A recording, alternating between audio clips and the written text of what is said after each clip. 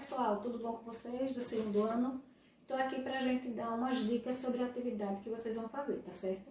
A gente falou na semana anterior sobre empirismo e racionalismo, né? A gente sabe que o racionalismo está ligado à arte de raciocinar, do pensar, né? Então, se dá tudo pelo raciocínio. No caso do empirismo, né, é a forma de dedução, né? Através da dúvida para se obter a verdade. Aí agora vamos continuar sobre o conhecimento do empirismo, né? Que o empirismo teve uma apresentação mais explícita através do filósofo inglês John Locke, no século XVII, né? Que John Locke afirmava que a nossa memória seria um quadro em branco, né? Uma tábula rasa, onde não havia nada inscrito.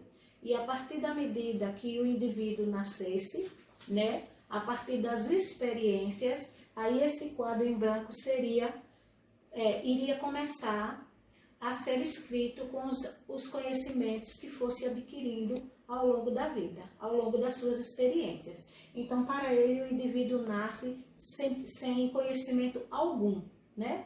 E através das sensações é que ele vai obtendo alguns conhecimentos que vão fixando-se na sua memória, que para ele antes seria um quadro em branco.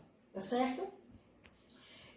Locke também diz o seguinte, que é através da experiência, da tentativa e do erro, né, que o indivíduo vai conhecer esse conhecimento, né? Se ele não tiver experiências, se ele não tentar, se ele não errar, ele não vai obter algum conhecimento. Então, para ele, isso era primordial, tá certo? O empirismo, ele se opunha ao racionalismo, né? Por quê? Porque para o racionalismo, né, como já está dizendo, para o racionalismo, o indivíduo já nascia com algumas ideias.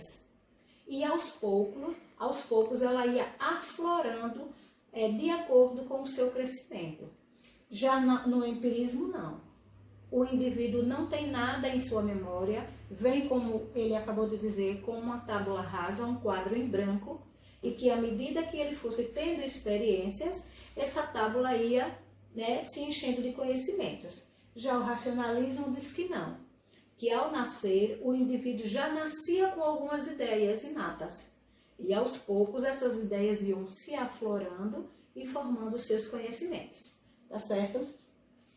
Visto que o homem, né, é individual, o seu conhecimento, né, para o empirismo era de acordo com...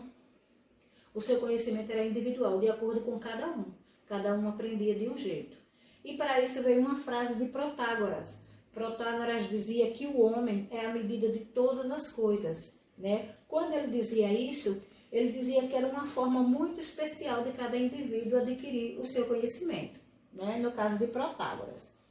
Locke também dizia que as experiências podiam ser de duas formas. Podiam ser experiências externas e podiam ser experiências internas.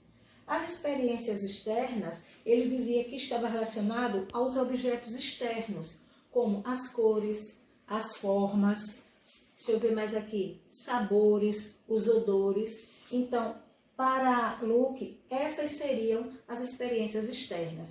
Tudo que tivesse ligado a objetos, a cores, a sensações, a odores, né, a formas. Já nas internas, aí estava de acordo com objetos ligados a sensações. Como assim? O conhecer, o saber e o querer. Essa era a diferença para ele entre essas experiências, tá certo? Então, essa atividade está na plataforma, né? Vocês vão baixar, responder essa atividade no caderno.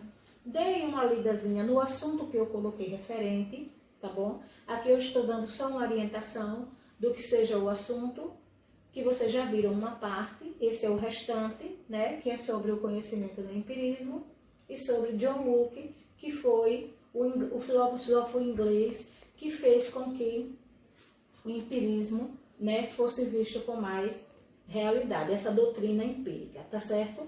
Então, façam a atividade com atenção, tá bom? Tenham uma boa atividade e na próxima aula nós iremos fazer essa correção, tá certo? Então, até a próxima e boa atividade!